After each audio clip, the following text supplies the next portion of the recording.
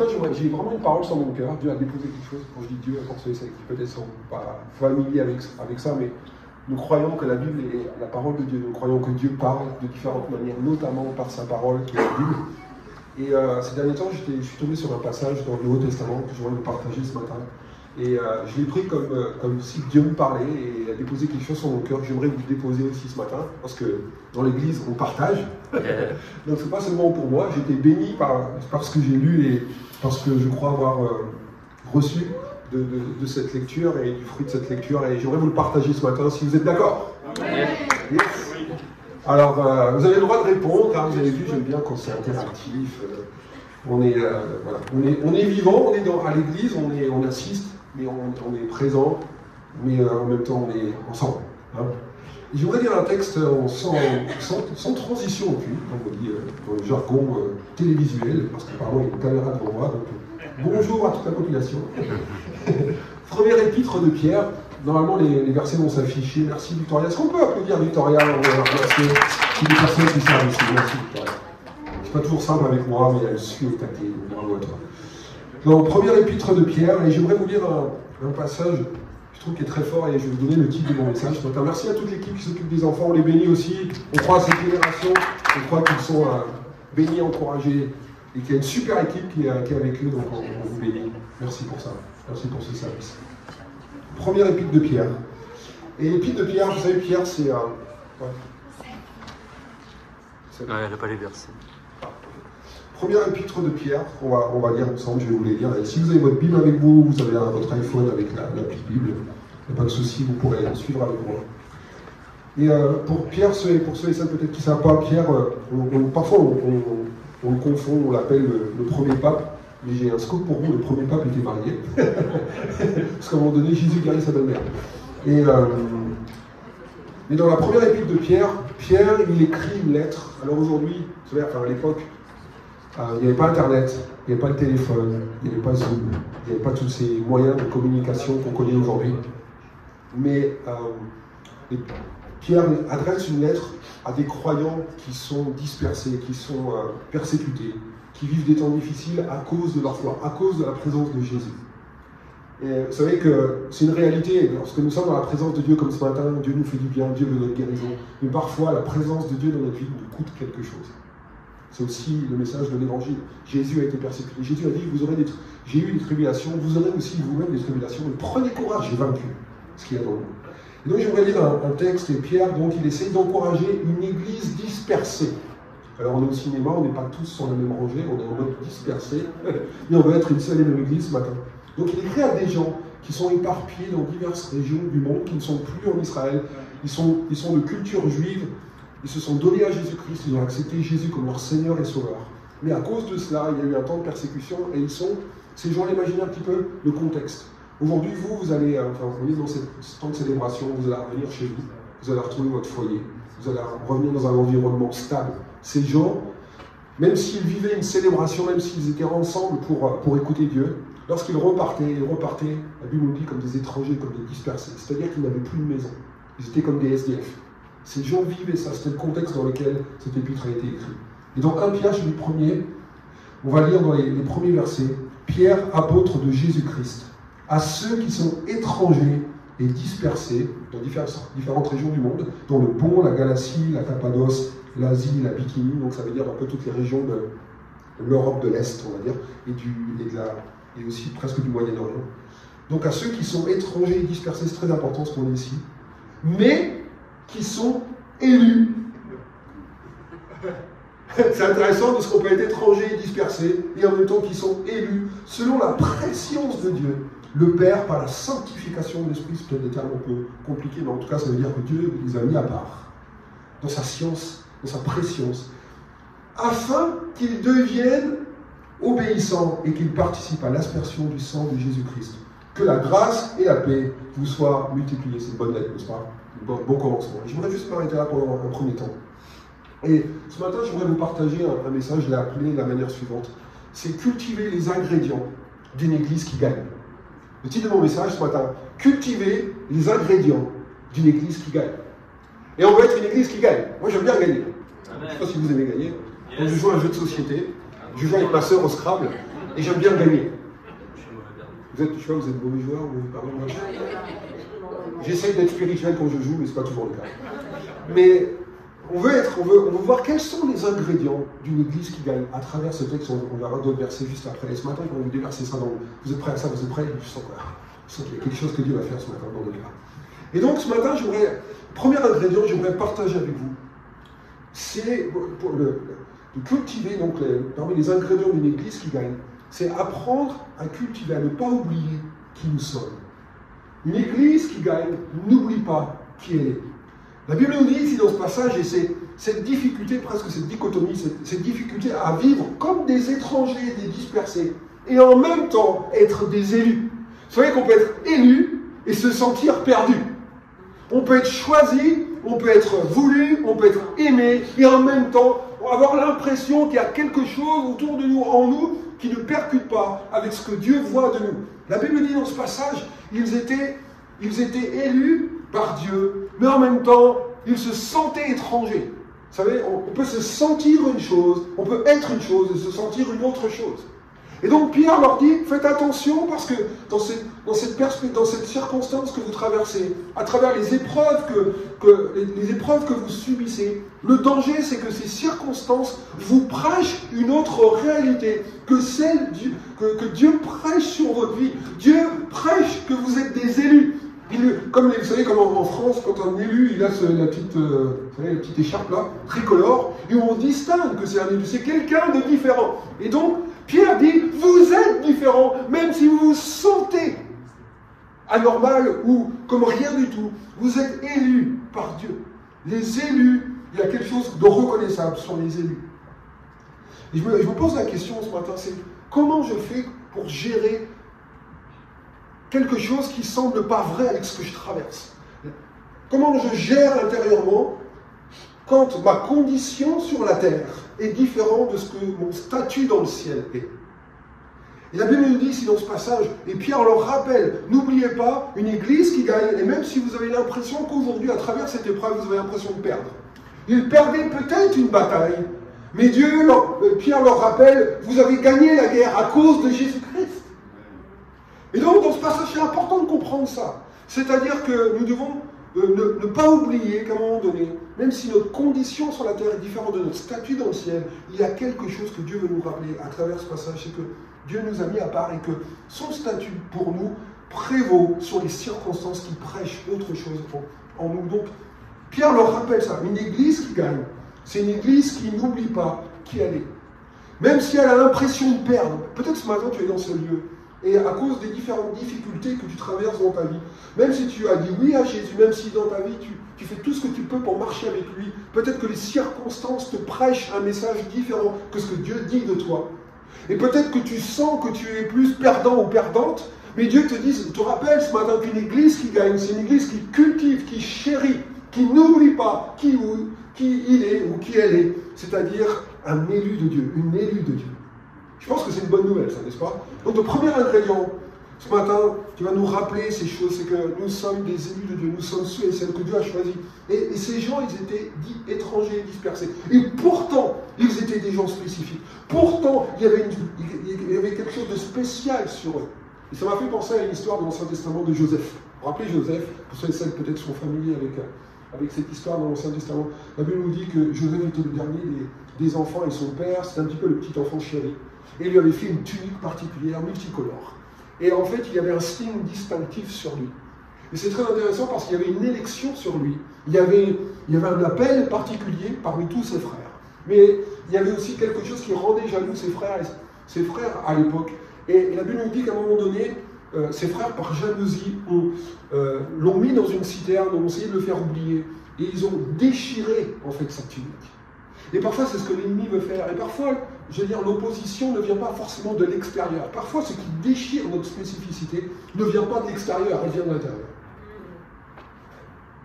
Ce qu'on perd de plus précieux, parfois ce qui nous assaille, ou ce qui cherche à nous dépouiller de notre identité en Jésus-Christ, d'élus et de fils et filles de Dieu, ce n'est pas forcément les oppositions à l'extérieur, mais c'est ce qui vient jalouser à l'intérieur qui nous sommes. Et ce matin, nous voulons nous rappeler une chose, c'est que nous sommes choisis par Dieu. Et c'est intéressant parce que lorsque nous continuons de lire l'épître de Pierre au chapitre 2, Pierre dit à cette église, à ces croyants qui sont dispersés, approchez-vous, verset 2, chapitre 2, verset 4, approchez-vous de lui, pierre vivante, rejetée par les hommes et choisie précieuse devant Dieu. C'est intéressant qu'on peut être les deux.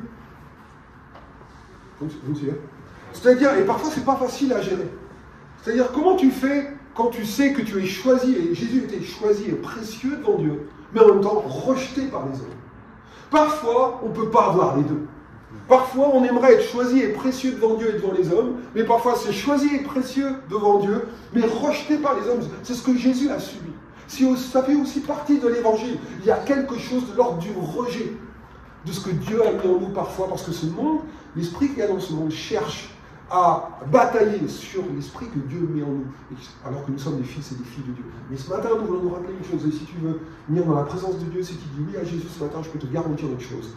Dieu te voit comme un élu, comme quelqu'un de spécial. Amen. Amen.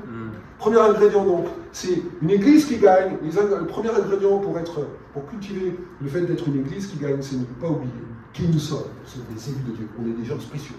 Vous pouvez vous tourner vers quelqu'un ce matin et vous lui dites, il y a des gens spéciaux aussi. Pas seulement que moi qui est spécial.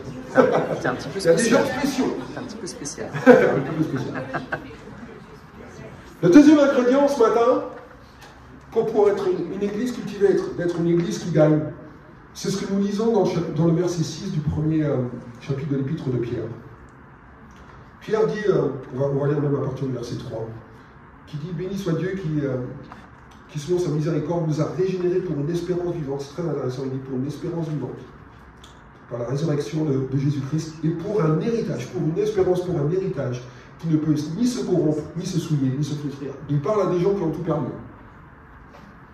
Il parle à des gens qui n'ont plus rien. C'est-à-dire des gens qui ne peuvent plus aller à la banque retirer de l'argent. Des gens qui n'ont plus de carte bleue. Des gens qui n'ont plus de maison. D'ailleurs, il ira plus loin. Édifiez-vous pour former une maison. Comment tu formes une maison quand tu n'as plus de maison? Comment tu construis quelque chose de stable quand toute ta vie est instable? Vous êtes d'accord avec moi? Nous, on est tranquille. Hein, on va repartir chez nous, ça va être super stable. On rend grâce à Dieu pour l'endroit où on vit. Mais ces gens qui avaient cette foi-là, Pierre leur met en perspective, je sais ce que vous traversez. Mais rappelez-vous ce qui fait votre joie. Et c'est mon deuxième point ce matin. Une église qui gagne, pour cultiver le fait d'être une église qui gagne, le deuxième ingrédient, c'est qu'elle chérit ce qui fait sa joie. Est-ce que ce qu'on lit au verset 6 du premier chapitre? Il dit, l'espérance vivante, l'héritage qui ne peut ni se flétrir, ni se corrompre, c'est là ce qui fait votre joie.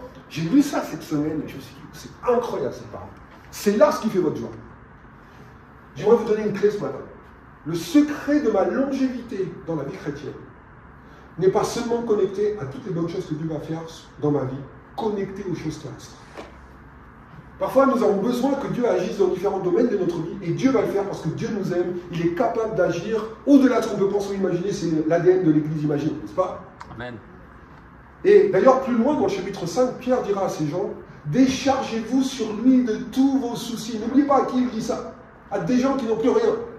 C'est pas facile de se décharger quand tu es déjà dépouillé. N'est-ce pas?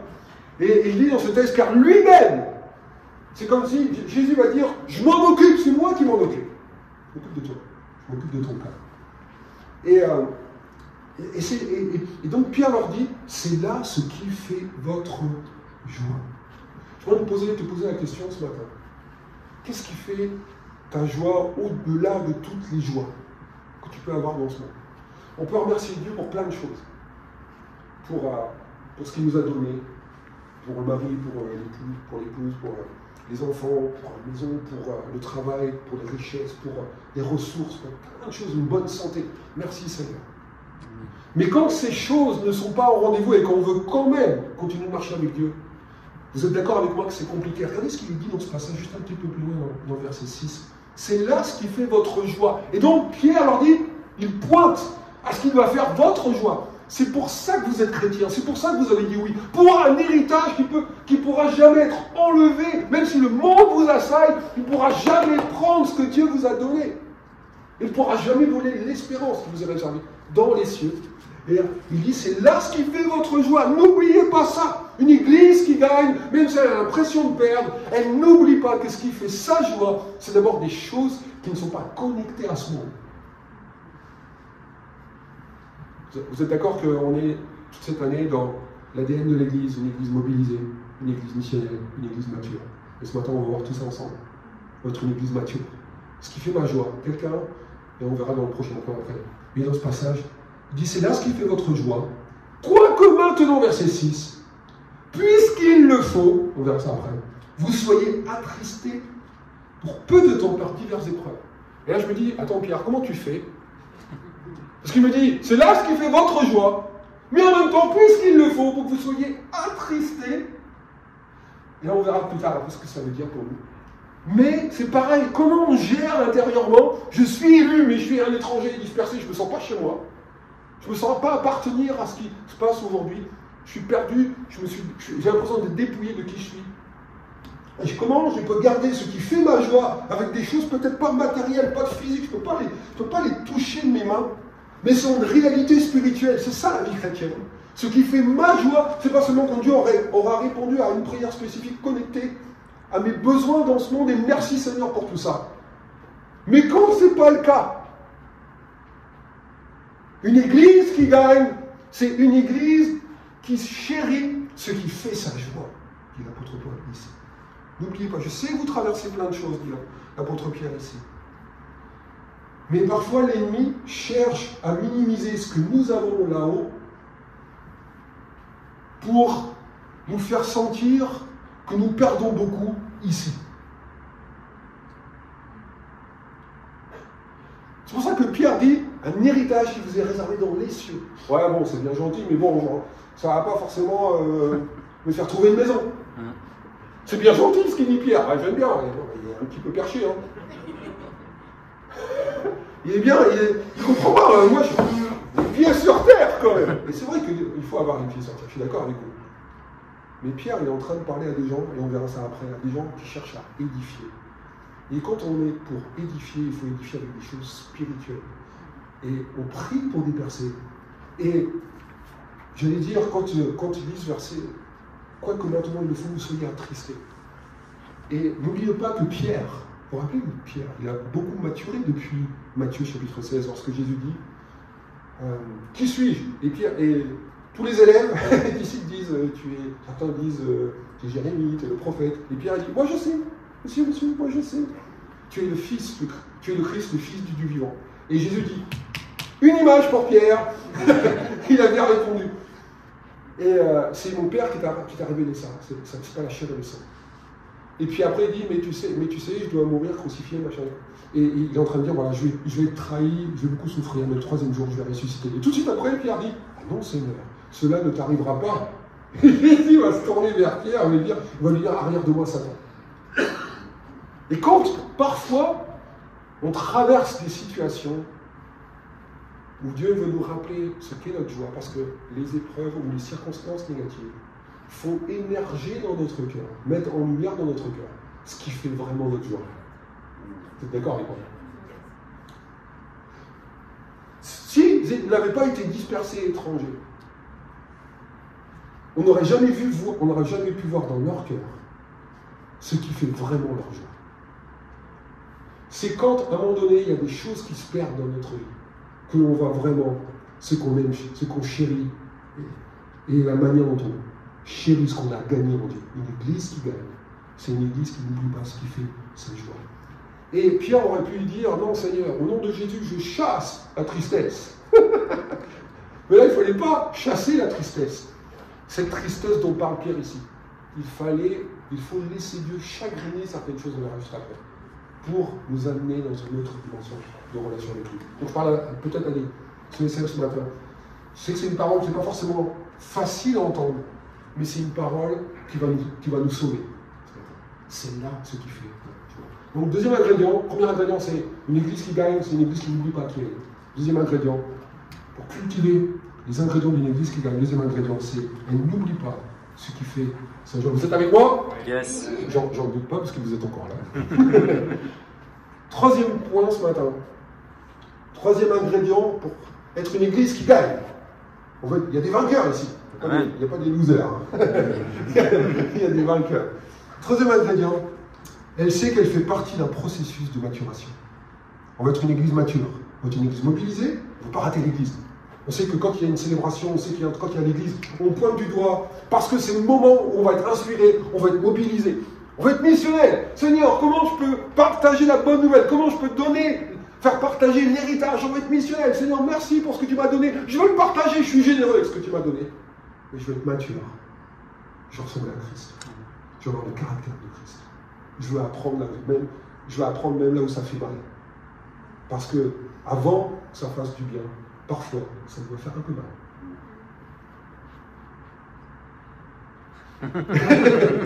Et donc, ce matin, troisième point, j'aimerais vous partager. Elle embrasse le processus de maturation dans lequel le Seigneur veut la conduire. Verset 6, moi je suis à la place de ces gens qui sont éprouvés. Verset 6 du premier chapitre de Pierre. Pierre qui dit, c'est là ce qui fait notre joie, quoique maintenant, puisqu'il le faut. Comment ça, puisqu'il le faut? À Dieu, tout est possible. Pourquoi ils n'ouvrent pas d'autres portes? Et c'est comme si Dieu voulait leur dire, j'ai pas d'autre option que ce que je permets dans notre vie. Et Pierre leur dit, pour un objectif. Vous êtes avec moi? C'est ce qu'on a lu dans les premiers versets. Pierre leur écrit à ceux qui sont dispersés, etc., étrangers, qui sont élus. Verset 2. Afin qu'ils deviennent obéissants. Comment ça? Et plus loin, il dira dans le premier chapitre, au verset 8, vous l'aimez sans l'avoir vu. Ah, c'est des gens qui payent le prix quand même. C'est des gens qui sont engagés. C'est des gens qui aiment Dieu sans l'avoir vu. C'est des gens qui vivent leur foi à fond.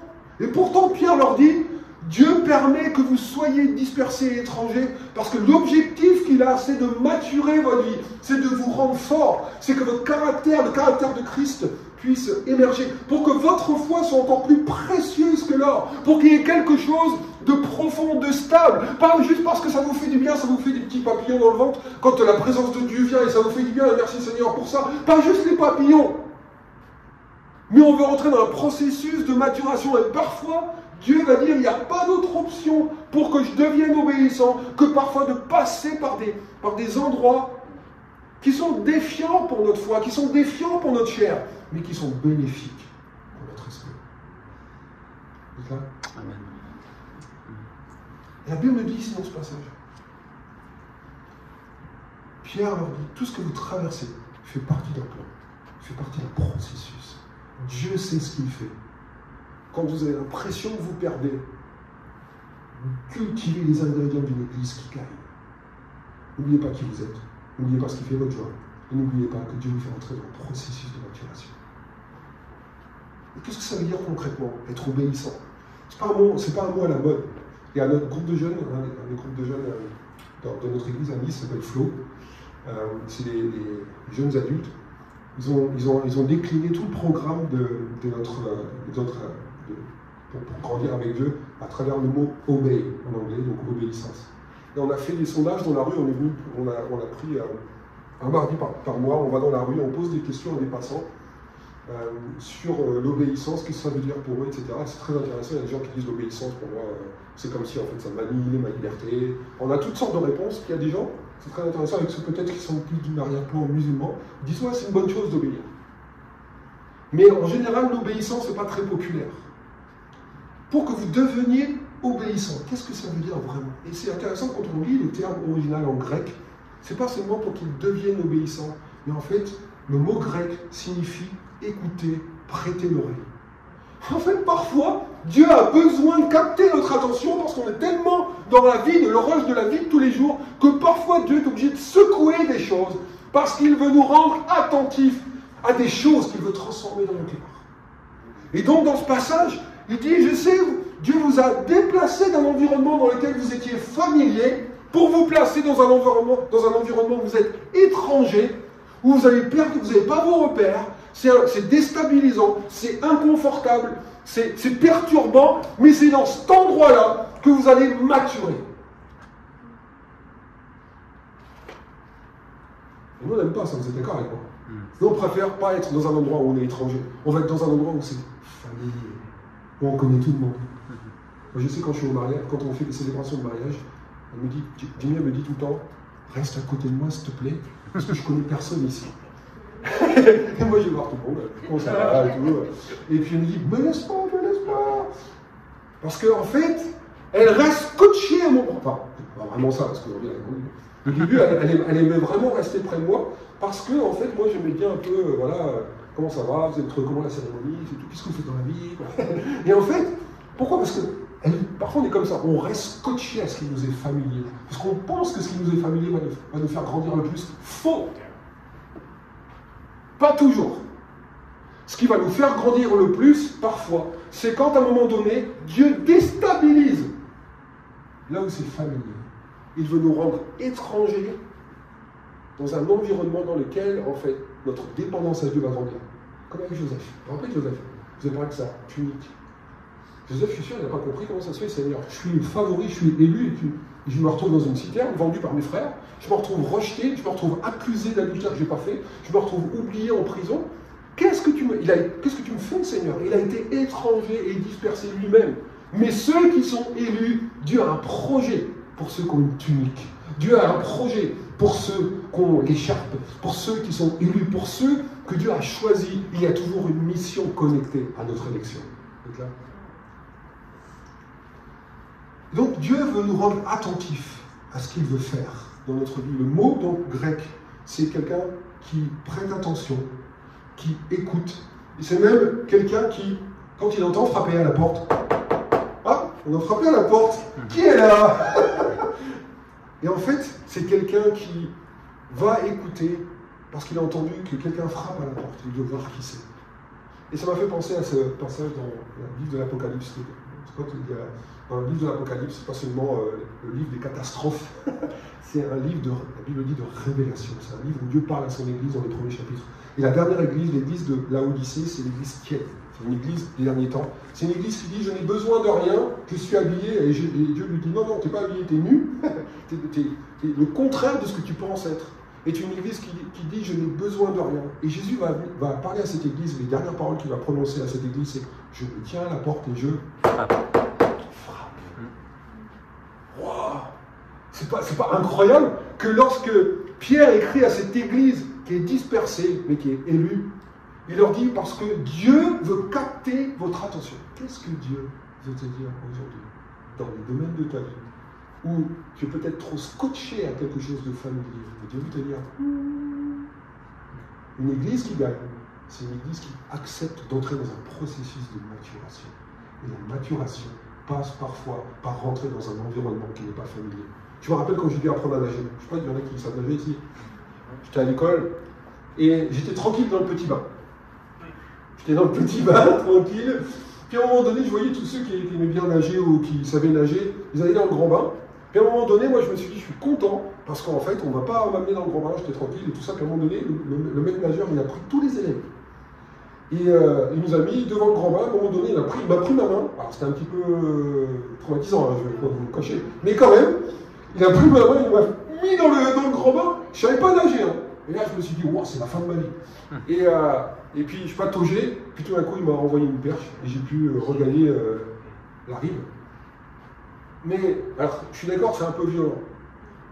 Mais, quand je vois un petit peu ce qui se passe dans la première épître de Pierre, j'ai l'impression que Dieu les a mis dans un grand bain. Je n'avais pas trop envie d'aller là-bas, mais Dieu nous apprend des choses qu'on n'aurait pas appris si Dieu ne nous avait pas placés dans un environnement dans lequel on n'est pas familier. Amen. Amen. On doit embrasser ça. Et on se rappelle de Joseph. Joseph, c'est intéressant de voir ce que Dieu l'envoie en Égypte. Il l'envoie avec un projet de bénir sa famille. Et parfois, on pense que le meilleur moyen de bénir notre famille, c'est d'être dans un environnement qu'on maîtrise. Mais en fait, Dieu a envoyé Joseph dans un environnement qu'il ne maîtrisait pas. Il a ouvert la porte à un processus de maturation. Et quand sa famille a eu besoin le plus de Joseph, Joseph avait été envoyé en avant, il avait la main sur les ressources, et sa famille a pu être nourrie. Moi, je te posais la question ce matin. Est-ce que tu penses être au bon endroit, au meilleur endroit possible dans ton cœur, dans la disposition la maximum pour que ta famille soit bénie? Ou est-ce que tu maintiens un environnement dans lequel peut-être toi tu te trouves familier, mais peut-être tu bloques le processus de maturation. Oui. Le dernier point ce matin. Une église qui cultive les ingrédients, une église qui gagne, c'est une église qui a appris à soigner. Donc premier point c'était quoi? Une église qui n'oublie pas qui elle est. Deuxième point, c'est une église qui chérit ce qui fait sa joie. Vous avez pris des notes? Yes. Ouais. Troisième point, c'est une église qui embrasse ou fait partie d'un processus de maturation. Et le dernier point que je voudrais aborder avec vous ce matin, c'est une église, le dernier ingrédient d'une église qui gagne, c'est une église qui soigne. Et quand j'ai lu 1 Pierre chapitre 2, verset 5, qui est un terme en français qui cache un autre terme en grec, parce que le Nouveau Testament a été écrit en grec, qui a une signification encore plus profonde que le mot qu'on va lire ensemble. Donc, dans verset 4 et verset 5, Pierre donc dit à cette église ensemble, approchez-vous. Il ne dit pas approche-toi, il dit approchez-vous. C'est-à-dire faites quelque chose de collectif. Pas juste quelques-uns, tous ensemble. Comme dans les manifs. Tous ensemble. Tous ensemble. Et approchez-vous de lui. Et vous-même, comme dit Pierre vivant, verset 5, édifiez-vous, vous êtes avec moi? Édifiez-vous. On a vu ça dans le jour de la vision. Tirez-vous vers le haut. Édifiez-vous. Bâtissez, construisez, édifiez, encouragez. Amenez quelque chose de positif. Édifiez-vous pour former une maison spirituelle. Il faut se rappeler une chose. Ils sont pour Dieu élus, donc ils sont cohérents. Il y a quelque chose de stable, de défini, de puissant, d'affermi aux yeux de Dieu, au regard de Dieu. Mais ils ne ressemblent à rien sur la terre. Vous êtes là? Ils ne ressemblent à rien. Ils étaient dispersés. Leur maison est en lambeaux. Leur maison physique, tout ce qu'ils sont matériellement, est parti en lambeaux. Et Pierre va dire ici à cette église qui subit la guerre, qui a été persécutée, qui a des coups et des blessures. C'est bien ça. Pierre va dire à cette église, dans la saison que vous vivez, dans cette période, cette calamité qui vous frappe, ces circonstances négatives et défavorables, tout ce qui vient vous oppresser, tout ce qui vous empêche d'être une église aux yeux du monde, parce qu'elle s'attaque peut-être à ce que vous avez. Pierre va dire à ces gens, édifiez-vous. Et le mot grec, ce n'est pas seulement un mot qui veut dire bâtissez ou construisez, ce n'est pas quelque chose seulement de l'ordre de la structure pour partir du bas vers le haut. Mais le mot grec signifie soigner, réparer. Wow. En fait, Pierre va dire à cette église, si vous vous regardez les uns les autres, vous avez tous pris des coups à cause de votre foi. Vous l'aimez sans l'avoir vu. Et à cause de ça, il y a des coups qui sont venus sur vous, il y a des blessures, il y a des choses qui ont été compliquées, juste parce que vous aimez Jésus. Et Pierre dit à cette église, c'est pas le moment de rajouter des mots aux mots. C'est le moment de soigner, c'est le moment de réparer, mais les uns les autres. Alors dans notre culture d'église aujourd'hui, il y a les pasteurs. Et on dit souvent les pasteurs, ils font le travail, ils font des soins pastoraux. Et c'est vrai que c'est un ministère, on est tous d'accord là-dessus.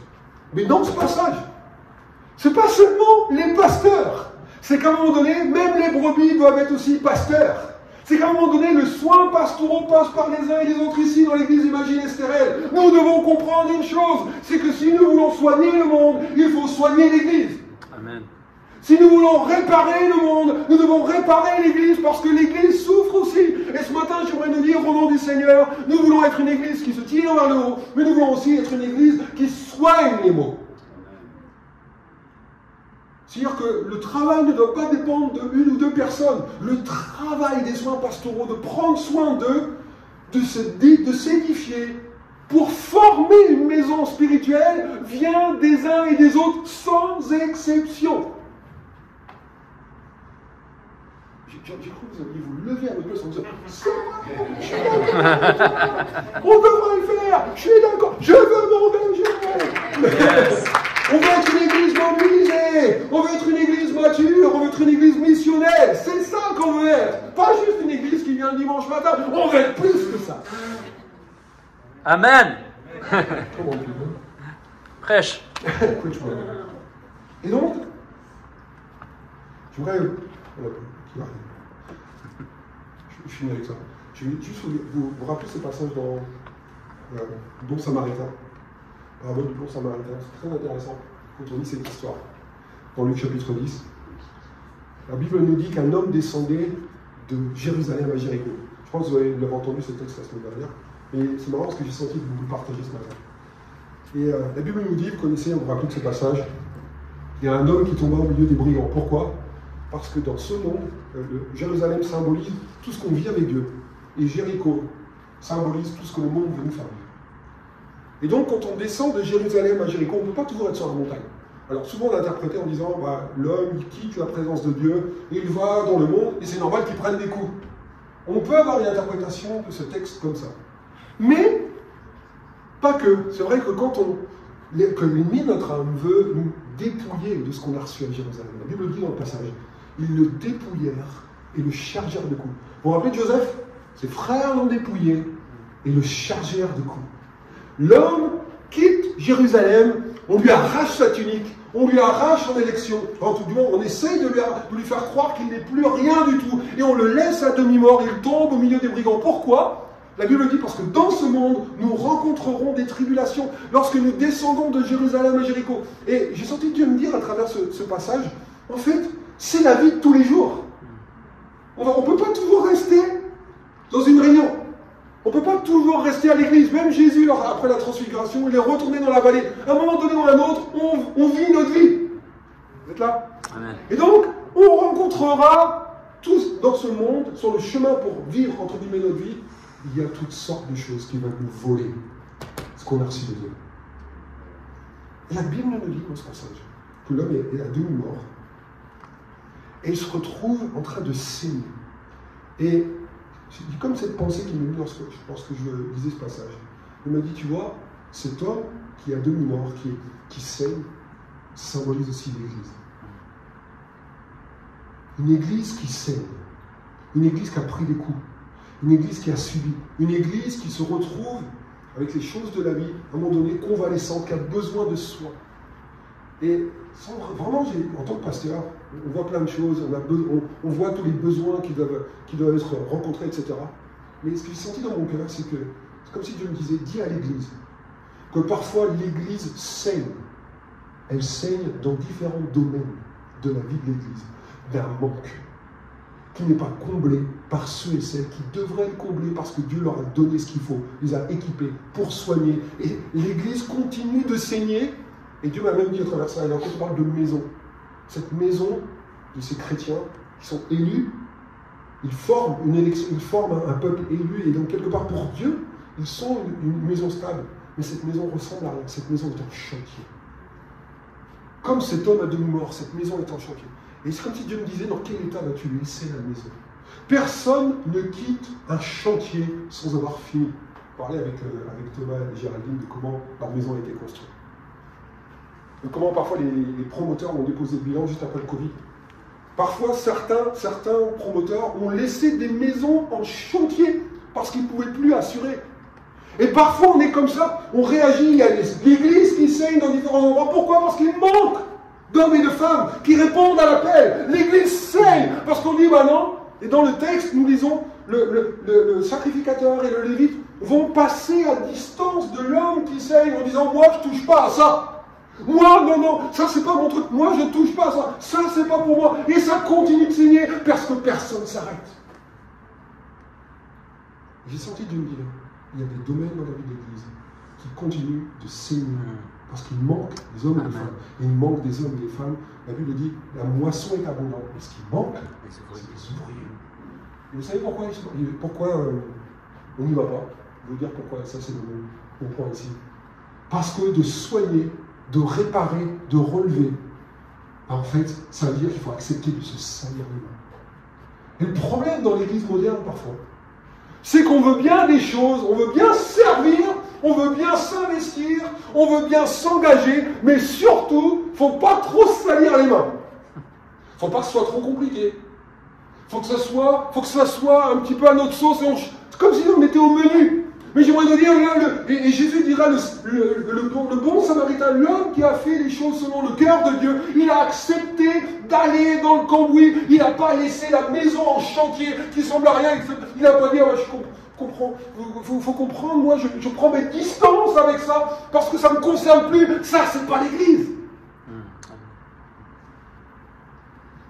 Je touche pas à ça. Quand j'étais plus jeune, j'aimais beaucoup de faire du sport. Il y a un des sports qu'on nous a obligés à faire à l'école, c'était le rugby. Ah, amen. Alors moi, je suis pas un grand fan du rugby. Vous savez pourquoi? Parce que dans le rugby, on prend des coups. Alors moi, j'aime le foot, j'aimais faire le handball, j'aimais faire tout ce qu'il y avait avec le ballon. Le seul sport où il y avait un ballon que je voulais pas faire, et c'était au programme, c'était le rugby. Et j'avais pas le choix. Il fallait que je fasse le rugby. Je me suis dit, comment je vais faire pour le faire quand même, en essayant d'esquiver le plus possible les coups.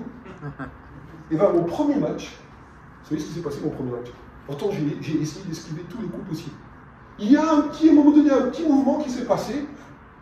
Et bien, en fait, j'ai pas été plaqué, on m'a pas rentré dedans, mais j'ai fait un faux mouvement, je me suis froissé la belle. Et en fait, vous savez quoi? Parfois, on est tellement omnibulé ou tellement focalisé à ne pas prendre de coups qu'on les prend quand même.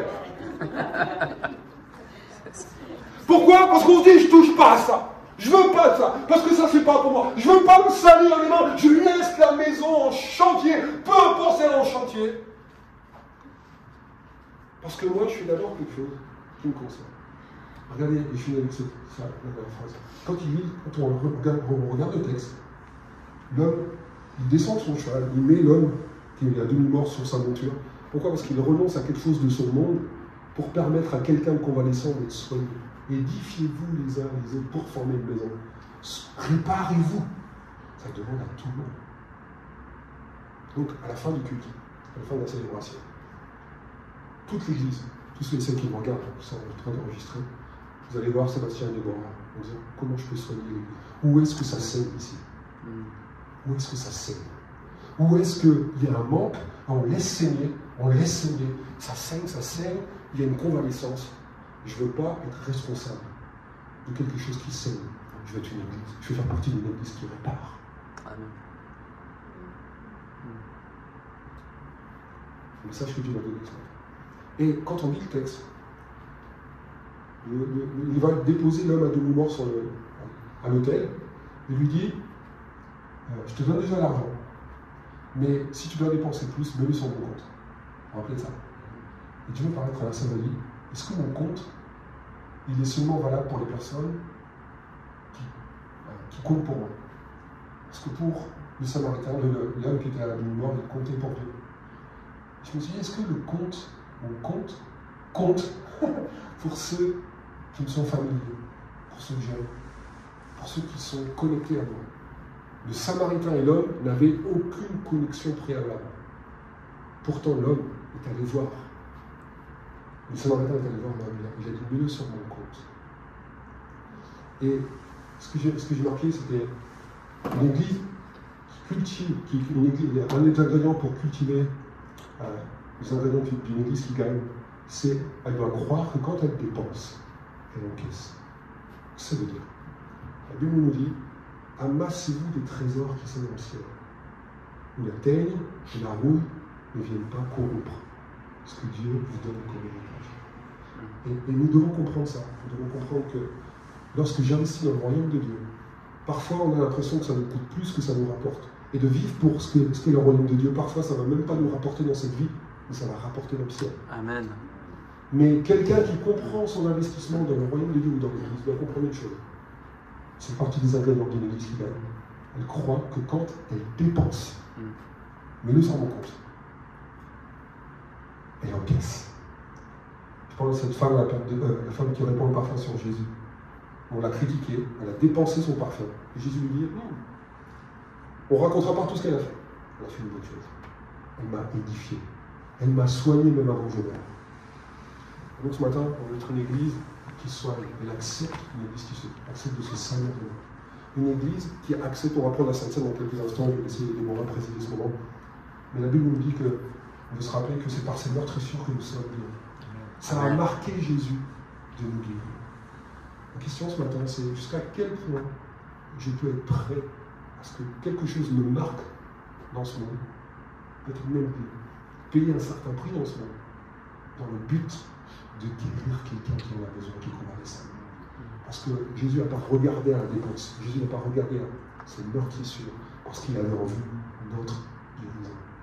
Et une église mature, une église missionnelle, une église mobilisée, va prendre ces 4 ingrédients et va répondre à l'appel de Dieu.